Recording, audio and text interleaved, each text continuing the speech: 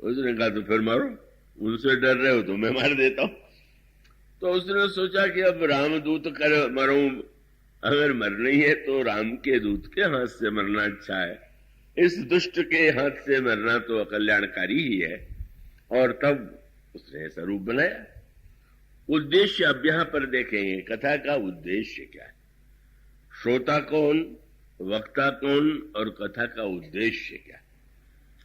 अब उस उद्देश्य का तात्पर्य है कि अगर केवल वक्ता रामायण में आगे चल करके नवधा भक्ति में ही भगवान ने एक बात कह दिया, क्या, गुरुपद पंकज सेवा तीसरी भगति अमान, चौथी भक्ति मम गुण गण करई कपट तजिगान।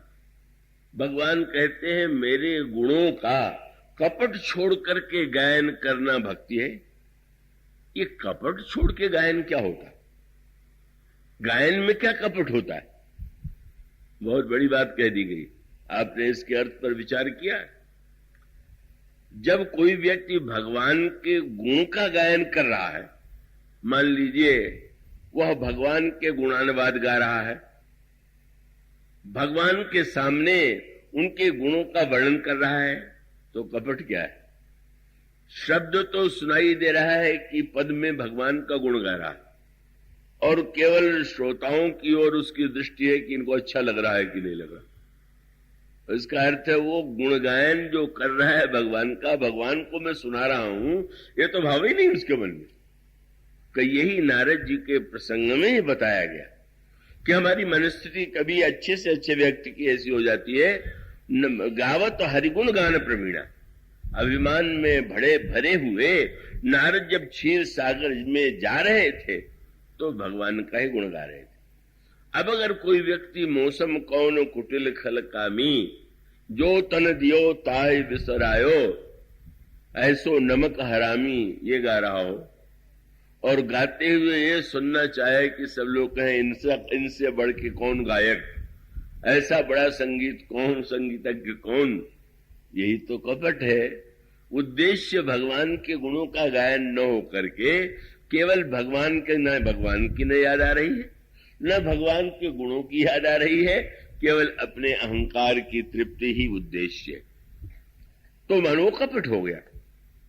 अब कथा का उद्देश्य तो यही है कि व्यक्ति के जीवन में अगर ज्ञान हो तो ज्ञान आवे, मनुष्य के जीवन में भक्ति का अभाव हो तो भक्ति का उदय हो, मनुष्य के जीवन में अगर वैराग्य की कमी हो तो वैराग्य का उदय हो। श्रीमद् भागवत में भी तो यही कथा आती है ना, किस समय पाकर के ज्ञान, वैराग्य और भक्ति तीनों बूढ़े हो गए। श्रीमद् भागवत तो भक्ति देवी माता है और ज्ञान और वैराग्य दोनों उनके पुत्र हैं। समय पाकर के भक्ति देवी वृद्ध हो गई और उनके दोनों पुत्र वृद्ध हो गए, मानो ज्ञान, वैराग्य और भक्ति तीनों बूढ़े हो गए। और उसके लिए बहुत तीर्थ यात्रा की गई, बहुत उपाय किए गए, पर तीनों की वृद्धावस्था दूर नहीं हुई। श्रीमद् भागवत का संकेत क्या है? अंत में श्रीमद् भागवत की कथा सुनने से कहा भक्ति देवी तो वृंदावन में जाकर के युवा हो गई, क्योंकि वहां पर भक्ति का रस छाया हुआ था, पर ज्ञान और वैराग्य का वहां अभाव था, इसलिए युवा नहीं हुए। अंत में श्रीमद् भागवत की कथा के द्वारा ही ज्ञान, वैराग्य और भक्ति परिपूर्ण रूप से युवा हो गए। इसका अर्थ है कि कथा का मूल उद्देश्य यही है कि मनुष्य के जीवन में ज्ञान, वैराग्य, भक्ति का उदय हो। अब यहां कथा का उद्देश्य क्या है कि इतनी देर तक कथा सुनाओ कि वैराग्य मर जाए, लक्ष्मण जी मर जाए, माने वैराग्य की मृत्यु हो जाए। भगवान राम अखंड ज्ञान है तो लक्ष्मण के वियोग में राम प्राण का परित्याग कर देंगे, सीता प्राण का परित्याग कर देंगी, मानो उद्देश्य बिल्कुल उल्टा है। अगर कोई व्यक्ति अहम के लिए प्रदर्शित कर रहा है तो कम बात है, लेकिन अगर उसका उद्देश्य ठीक उल्टा हो तो उल्टा उद्देश्य उसका था। हनुमान जी को कथा सुना रहा है, हनुमान जी कथा में ये तो कह नहीं सकते कि मुझे अब देर हो रही मैं जाऊंगा। तो नियम है कि भाई कथा में तो जब बैठ गए तो उसको अंत तक सुनना चाहिए।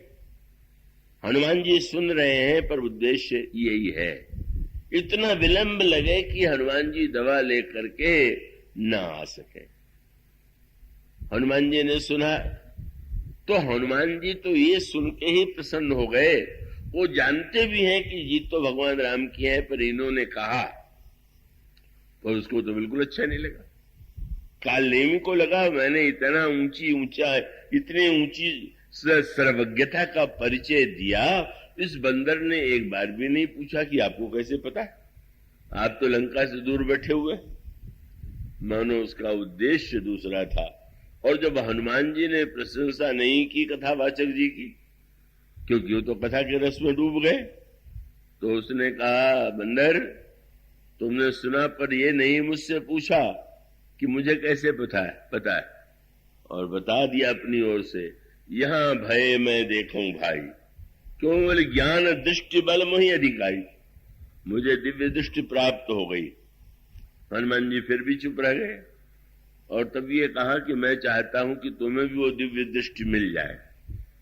अद्भुत बात है, हनुमान जी को दिव्य दृष्टि, यद्यपि एक बड़े महत्व का सूत्र है। उसका तत्व ये कि साधना में सर्वज्ञता बाधक।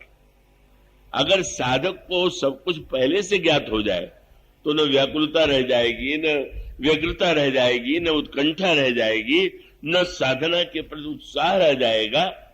इसलिए हनुमान जी के चरित्र में सर्वत्र एक आपको यही लगेगा कि हनुमान जी ऐसा कुछ है। जब लंका में सीता जी को हनुमान जी नहीं ढूंढ पाते तो इसका अर्थ है कि उनकी सर्वज्ञता नहीं बताएगी। अब वो कह रहा है कि अब मुझसे दीक्षा ले लोगे तो मेरी तरह तुम भी सर्वज्ञ हो जाओगे। तुम बस जल्दी से स्नान करो और आकर के मुझसे दीक्षा ले लो, तुम्हें भी दिव्य दृष्टि मिल जाएगी। मानो कथा का कथाकार अगर केवल स्वार्थवश अपने अहंकार के तुष्टि के लिए ज्ञान वैराग्य और भक्ति को विनष्ट करने वाली कथा कह रहा हो तो राम की कथा होते हुए भी वह कथा तो उसका तो उद्देश्य ही उल्टा हो गया। और इसीलिए हनुमान जी महाराज तो सहज भाव से, बहुत बढ़िया बात आई, हनुमान जी ने कहा महाराज प्यास लगी हुई। हनुमान जी अगर ये कहते कि महाराज आपने इतनी बढ़िया कथा सुनाई कि प्यास की याद ही नहीं रह गई और कथा सुनाई। शंकर जी ने पार्वती जी से पूछा, आपने पूछा मैंने कथा सुनाई, आपको तृप्ति तो हो गई? उन्होंने कहा महाराज नाथ तवानन सस्य श्रवत सुधा कथा सुधा रघुवीर और श्रवण पुटनी मन पान करी नहीं अघात मति थी। इतना आनंद आता है, पर उस रस में वस्तुतः उसकी कथा में वो रस ही नहीं था। और रस हो कहां से? आपने देखा होगा कथा में नित्य ध्यान की चर्चा चलती थी कल से, तो उसको जरा भिन्न क्रम दे दिया गया है। ध्यान का उद्देश्य क्या है? अगर वस्तुतः ध्यान करे, वैसे तो आप यही देखते हैं कि वक्ता ने आंख मूंद लिया, कोई श्लोक पढ़ रहा है या कोई ध्यान की बात कही गई, पर ध्यान का वस्तुतः उद्देश्य क्या है? और उसका अभिप्राय यह है कि जैसे शुद्ध घी में मैदे के द्वारा किसी ने बहुत बढ़िया जलेबी बनाई और ज्यों की त्यों परोस दे, तो कितना भी शुद्ध घी हो और कैसा भी वो हो, व्यक्ति को कोई आनंद नहीं आएगा। उसी को जब वो शीरे में डुबो देता है तो कितनी मिठास आ जाती है। शंकर जी जब पार्वती जी को कथा सुनाने लगे तो क्या शब्द है कि शंकर जी ने नेत्र मूंद करके ध्यान किया। ध्यान क्यों किया? बोले मगन ध्यान रस। ध्यान माने वह रस है जिन भगवान का चरित्र, भगवान का गुणानुवाद वक्ता कह रहा है, पहले उस रस में स्वयं डूब जाए। ध्यान के द्वारा भगवान के गुणानुवाद का जब वो सुनावेगा तो रस की वृद्धि करेगा। और अगर वो स्वयं नहीं डूबा हुआ है, रस का अभाव है, तो आनंद नहीं आ सकता है। तो ये तो शुद्ध कपटी स्वार्थी, यहां तो न शुद्ध घी था न शुद्ध मैदा था, यहां तो जो कुछ था वो नकली ही नकली था, अशुद्ध ही अशुद्ध था, मिठास थी नहीं। इसलिए हनुमान जी का बस ध्यान तो प्यास पर, महाराज प्यास लगा हुआ है। तो उसने तुरंत कमंडल उठा के दिया, लो सुन लो, पी लो और कथा सुनो। महाराज इतने कमंडल के जल से तो मेरी प्यास बुझेगी नहीं। निराश हुआ। अच्छा अच्छा जाओ सरोवर में स्नान कर लो, जल पी लो, तब आओगे तब तुम्हें मैं दीक्षा दूंगा। यह जो मानो संकेत यह है कि काल नेमी के रूप में जब व्यक्ति का ठीक ऐसी बात कहे कि उसको सुन करके व्यक्ति के जीवन में अहंकार काम क्रोध लोभ की वृद्धि हो, स्वार्थ का समर्थन हो, तो वो कथा न रह करके अगर श्रवणम ही भक्ति मान लिया जाए तो उसका अर्थ है कि सुनाने वाला जो कुछ सुना दे रहा है, जिस भावना से सुना रहा है, वैसा भाव व्यक्ति के हृदय में बैठेगा। इसीलिए संकेत आता है। भ्रम तो प्रभु ने जानबूझ करके हनुमान जी के हृदय में आ जाने दिया था। क्यों? काले नेमी का भी तो कल्याण करना था। तो ये अगर न होता, सीधे चले जाते, तो काले नेमी तो बैठे रह जाता। पर प्रभु ने मानो कहा और बहुत सुंदर बात कह दिया कि संत का ज्ञान तो महान होता ही है, पर संत का भ्रम भी महान होता है। क्योंकि उसका भ्रम नहीं होता है, भगवान ही उसके हृदय में भ्रम उत्पन्न करते हैं। भ्रम उत्पन्न करते हैं, यही प्रभु ने कर दिया। और भ्रम तो उत्पन्न हो गया। हनुमान जी सरोवर में गए, स्नान करने लगे, और तब प्रभु ने बड़ा कौतुक किया। उस जल में एक थी मगर की पत्नी मगरी। उसने हनुमान जी के पैरों को पकड़ लिया। मगर जब पकड़ता है तो बहुधा पैर पकड़ता है और फिर जिसको पकड़ता है उसको निगल जाता है, ऐसा देखा जाता है। तो उसने जब पैर पकड़ा तो हनुमान जी ने उस पर जब प्रहार करने चले तो मकरी ने कहा, महाराज प्रणाम करने पर आशीर्वाद देना चाहिए कि मारना चाहिए? तो तुम जैसा प्रणाम करने वाला जो प्रणाम के बहाने खाने की चेष्टा करे, उसको तो मारना ही पड़ेगा। तो महाराज जैसे मेरा प्रणाम नकली, वैसे वो नकली गुरु है, आप ठीक ध्यान रखिएगा। कथा सुना दिया और वो दीक्षा देने के लिए कह दिया, श्री राम की विजय होगी ये सुना दिया। बस हनुमान जी समझ गए। और जब वो निकले और आकर के पहले यही कहा कि आप दीक्षा देने वाले थे तो पहले हम दक्षिणा दे दें आपको, फिर दीक्षा दीजिएगा। वो समझने कहा, गुरु दक्षिणा लेहू पाछे हमही मंत्र तुम देहू, सिर लंगूर लपेट पछारा और निज तनु प्रगटे से मरती बारा। हनुमान जी ने लंगूर के द्वारा उसको उठा करके जब पटक दिया तो उसका कपट छूट गया। मानो हनुमान जी जैसे संत भक्त ने का वो जो कपट था उसको विनष्ट कर दिया, वो अंत में उसको कल्याण में धाम प्राप्त हो गया। इसलिए मानो संकेत यह है कि कथा श्रवण के पहले भगवान राम जब ये कहते हैं कि नहीं, प्रथम भक्ति संतन कर संगा, दूसर रतिमम कथा प्रसंगा, तो भगवान का अभिप्राय है कि अगर सुनाने वाला सद्वृत्ति का न हो, संत वृत्ति का न हो, तो स्वाभाविक रूप से उसका प्रभाव श्रोता के हृदय में या तो विपरीत पड़ेगा या तो नहीं पड़ेगा। इसलिए नवधा भक्ति के उस क्रम में मूलतः ये अंतर है। और यह जो श्रवण है, यह तो मानो जो संत है, और इसके लिए दृष्टांत दिया गया, राम सिंधु घन सज्जन धीरा।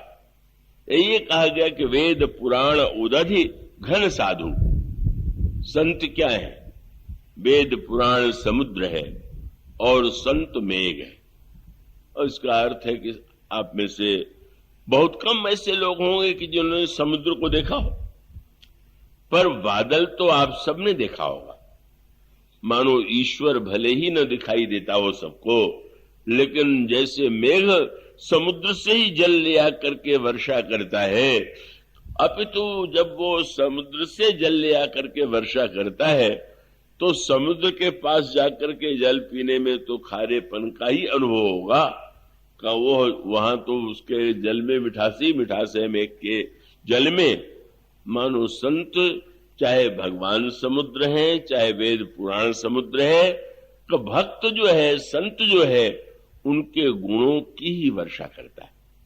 संत वह नहीं है जो अपने गुणों की वर्षा करे, संत वह है जो भगवान के गुणों की वर्षा करे। और अगर वक्ता प्रत्येक 2 वाक्य के बाद यह कहता रहे कि मेरे समान कहने वाला कोई है ही नहीं है, मैं अद्वितीय हूं, कहे हमारे वक्ता थे, मैं क्या कहूं, वो हर 5 मिनट बाद ये कहते थे सुनना हो सुन लो, मैं मर जाऊंगा तो तुम सुनने वाला, कोई सुनाने वाला नहीं रहेगा। अब जब कोई व्यक्ति अपना गुण गाने लगे तो भगवान का गुणानुवाद देखिए ना, कैसे श्रोता और वक्ता होते हैं। एक श्रोता विभीषण और वक्ता हनुमान, दोनों महान साधु, दोनों महान संत। हनुमान जी सारी लंका में ढूंढ करके भी सीता जी का पता नहीं लगा पाए। हनुमान जी मानो बताना चाहते थे कि भगवान की भक्त को पाने के लिए पुरुषार्थ से काम नहीं बनेगा, क्योंकि एक बात रामायण में स्पष्ट कह दी गई, भगत तात अनुपम सुख मूला, भगवान नाम ने घोषणा कर दिया, मिले ही जो संत हो ही अनुकूला। भक्त जब मिलेगी तो संत के अनुकूल होने पर ही मिलेगी। हनुमान जी नहीं ढूंढ पाए भक्त रूपा सीता को, और तब हनुमान जी का विभीषण से मिलन हुआ।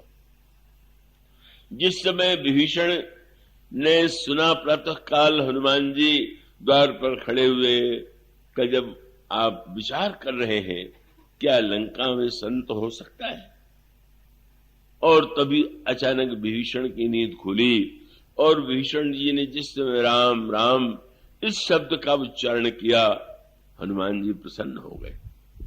राम राम तेहि सुमिरन कीन्हा, हृदय हरस कपि सज्जन चीन्हा। राम नाम लेने से क्या कोई संत हो जाता है क्या? उच्चारण करना एक अलग बात है। व्याकरण की पाठशाला में कोई मां शब्द को पुकारे, लिखे, और एक बच्चा मां को पुकारे तो कितना अंतर हो जाता है। शब्द वही है मां, पर उस मां शब्द को व्याकरण का पंडित कहो तो विद्यार्थी से कहेगा तुमने शुद्ध उच्चारण नहीं किया, शुद्ध उच्चारण करना सीखो, शुद्ध लिखना सीखो। अब वो जो शुद्ध लिखेगा, शुद्ध उच्चारण करेगा तो ठीक है, परीक्षा के लिए आवश्यक है। लेकिन एक नन्हा बच्चा व्याकरण की पाठशाला में नहीं गया हुआ और वो मां को पुकारे, तो मां शब्द की पुकार में कितना प्यार होता है, कितना मां के प्रति भरोसा होता है, उसके स्वर में जो मिठास होगी, क्या किसी दूसरे व्यक्ति के मुख से, कितना भी बड़ा व्याकरण पंडित क्यों न हो, मां शब्द के उच्चारण में वह रस आ ही नहीं सकता। तो ये जो रस है, ये रस तो वस्तुतः शब्द में ही नहीं होता है। इसीलिए किसी ने गोस्वामी से कहा कि आपने संस्कृत विद्वान होते हुए भी ये गांव की भाषा में कथा क्यों लिख डाला? अगर आप संस्कृत में लिखते तो आपकी महिमा बढ़ती कि तुलसीदास जी बड़े भारी संस्कृत के विद्वान हैं। तो उन्होंने ये उत्तर दिया, अरे भाई, भाषा से भगवान को प्रसन्न किया जाएगा क्या? और तब उनका वो दोहावली रामायण में जो उन्होंने कहा का भाषा का संस्कृत, प्रेम चाहिए सांच। अरे काम जो आवे कामरी, तो काले करे कमाच। पश्मीने का दाम आजकल तो इतना अंधाधुंध है कि उसकी कल्पना भी लोगों के लिए कठिन है। 1 लाख रुपए का कोई पश्मीना ओढ़ने का हो सकता है, साधारण व्यक्ति तो बेचारा उसे बिल्कुल गप मानेगा, ऐसा होता है। पर गोस्वामी जी ने बड़ी मीठी बात कही, किसी को जाड़ा लग रहा हो और वो कहे कि नहीं हम तो जब ओढ़ेंगे तो पश्मीने ओढ़ेंगे, तो मूर्ख है। अरे काम जो आवे कामरी, अगर कंबल से आपका जाड़ा मिट सकता है तो पश्मीने के चक्कर में क्यों पड़ रहे हैं? भाषा माने भाषा एक माध्यम है, वस्तुतः तो मुख्यतः प्रेम की है, और वह प्रेम जहां पर है। इसीलिए गोस्वामी जी से किसी ने जब कहा कि राम नाम की बड़ी महिमा गाई गई, पर हमें तो उतना मिठास का अनुभव नहीं होता। तो गोस्वामी जी ने कहा कि भाई जरा इसमें चीनी मिला लो। चीनी कौन सा है? बोले राम नाम मोदक। राम नाम जो है वो तो बेसन का बना हुआ, घी का बना हुआ लड्डू है, लेकिन मिठास कब आवेगी? तो राम नाम मोदक स्नेह सुधा पागी है। तो पाई परितोष तू न द्वार द्वार बागी। जब प्रेम का मिठास तुम इस राम नाम के मोदक में लोगे तब तुम्हें तृप्ति का अनुभव होगा। बड़ी प्रसिद्ध बात कही जाती है, गोस्वामी जी और सूरदास जी का जब पहला मिलन हुआ तो बड़ा अनोखा था। गोस्वामी जी वृंदावन की यात्रा में गए हुए थे, सूरदास जी महाराज के विषय में सुना तो पहुंच गए, और जाते ही तुलसीदास जी ने उच्च स्वर में कहा, सूरदास जी महाराज जय सिया राम। सूरदास जी ने कहा आइए गोस्वामी तुलसीदास। कभी मिले ही नहीं थे। लोगों को आश्चर्य हुआ कि कभी देखा नहीं, कभी मिले नहीं, ये कैसे कह दिया कि आइए तुलसीदास जी। पूछ दिया किसी ने कि महाराज आपने ये कैसे जान लिया कि गोस्वामी तुलसीदास? उनका इस युग में श्री राम का ऐसा मीठा उच्चारण तुलसी को छोड़ के कौन कर सकता? इतना प्यार कौश ब्रज में आकर के भी जिस रस से उन्होंने उच्चारण किया हुआ, तो मानो यह संकेत है, रस है। और इसीलिए गोस्वामी जी ने कहा जब भीषण जी ने राम राम ते सुमिरन कीना तो हृदय हरस कब सज्जन चीना। समझ गए? ऐसी मिठास, इतने प्यार से लंका में राम नाम का स्मरण करने वाला कोई संत ही होगा। और तब सोचने लगे इनसे परिचय करूं, अगर ये न करना चाहे। हनुमान जी कहते हैं कि ना ना मैं इनसे जबरदस्ती मिलूंगा, हठ पूर्वक मिलूंगा। किसी से मिलिए हठ पूर्वक तो रुष्ट हो जाएगा। हनुमान जी ने कहा कि अगर रुष्ट भी हो जाए तो मैं मिलूंगा। क्यों? बोले यही सन हठ करी हूं पहचानी, साधुत होई न कार जहानी। संत का एक ही लक्षण है कि उससे कोई काम बिगड़ ही नहीं सकता। क्रोध में भी आवे तो भी नहीं बिगड़ेगा। किसी तरह से साधु तो हो ही न कार जहानी, बस ये विश्वास। और तब हनुमान जी ने विप्रदूप धरि वचन सुनाए, सुनत विभीषण उठी तह आए। हनुमान जी ने उत्तर में जब राम नाम का फिर से उच्चारण किया, भीषण जी आकर के देखते हैं द्वार पर ब्राह्मण देवता खड़े हैं, और तब देखते ही बड़ा सुंदर वाक्य आता है। उन्होंने कहा कि आप दो में से एक ही हो सकते हैं, और कि तुम राम दीन अनुरागी, आयहु कर्ण मोहि बड़ भागी। या तो आप साक्षात भगवान राम, और कि तुम हरिदासन मह कोई। या तो आप हरि के दास है या भगवान है। बहुत बढ़िया बात कह दी गई, संत का लक्षण आ गया। क्या कि देखिए हनुमान जी पवन के पुत्र हैं, और संत की तुलना मेघ से की, वायु से की गई। तो वायु का गुण क्या है? वायु का गुण है कि अगर कहीं पर पास में चंपा, जूही, चमेली, सुगंधित पुष्प लगा हुआ हो, आप उसके पास जाइए तो भी आपको सुगंध मिलेगी, और उसके पास न भी जाइए, हवा उधर से आवेगी तो आपके नाक में जो ही गंध आवेगी, आपको वायु का ध्यान नहीं आवेगा, आपको उस पुष्प का ध्यान आवेगा। चंपे का पुष्प है क्या? मानो संत वह है कि जिसके वाणी को सुन करके भगवान की सुगंध का अनुभव, भगवान का सुगंध जहां पर, तो बस इसीलिए उन्होंने कहा या तो आप श्री राम स्वयं हैं या आप कोई राम के दास हैं, और आप मुझे सौभाग्यशाली बनाने के लिए आए हुए हैं। और उसके बाद कहा महाराज आप कृपा करके मुझे अपना परिचय दीजिए। और तब आया संत का लक्षण। हनुमान जी की कथा तो जितनी अलौकिक है, प्रभु की कथा में उतना न चमत्कार है न अलौकिकता। जन्म के समय जिसने सूर्य को निगल लिया हो, जिसको आशीर्वाद मिला हुआ हो कि किसी भी देवता के अस्त्र का प्रयोग प्रहार हनुमान जी को मूर्छित नहीं करेगा। बड़ी विलक्षण कथा। पर हनुमान जी ने क्या किया? अपनी चर्चा नहीं किया। संत माने वायु जैसे जहां से बह करके आती है उसी सुगंध को फैलाती है, इसी प्रकार से जब कोई संत आता है वह भगवान के निकट से आया हुआ है और तब उसके वाणी से, हनुमान जी से भी उन्होंने कहा अपनी कथा सुनाइए। राम कथा में व्यक्ति अपनी कथा सुनाने लगे और यहां जब पूछ रहा है सामने वाला अपनी कथा सुनाइए, तब हनुमंत कही सब राम कथा। उन्होंने कहा मेरी कौन सी कथा? बंदर की क्या कथा होती है? को हम जीवन भर सुनाते रहे, एक दाल से दूसरी, दूसरी से तीसरी, तीसरी से चौथी। बंदर की और क्या कथा? तब गदगद हो गए। महाराज अच्छा आपने कथा प्रभु की सुनाई, पर अपना नाम तो कम से कम बता दीजिए। हाँ नाम बताता हूं। क्या बोले? तब हनुमंत कही सब राम कथा। निज नाम, मेरा नाम विभीषण है। प्रसन्न हो गए, धन्य हो गया, कथा आपने सुनाई, आपका नाम जान लिया। पर हनुमान जी ने कहा नाम तो सुन लिया, नाम की महिमा भी सुन लो। क्या बोले? प्रात ले जो नाम हमारा, तेही दिन ताही न मिले आहारा। सवेरे सवेरे जो मेरा नाम ले ले उसको दिन भर भोजन न मिले। आप डरिएगा नहीं, हनुमान जी का नाम लीजिए आनंद से, खूब बढ़िया भोजन ही मिलेगा। मानो हनुमान जी ये चाहते ही नहीं कि उठ करके कोई उनका नाम ले। बोले नाम तो प्रभु का लेना चाहिए, कथा तो प्रभु की सुनना चाहिए, ध्यान तो प्रभु का करना चाहिए। बंदर भला कोई ध्यान करने की वस्तु है?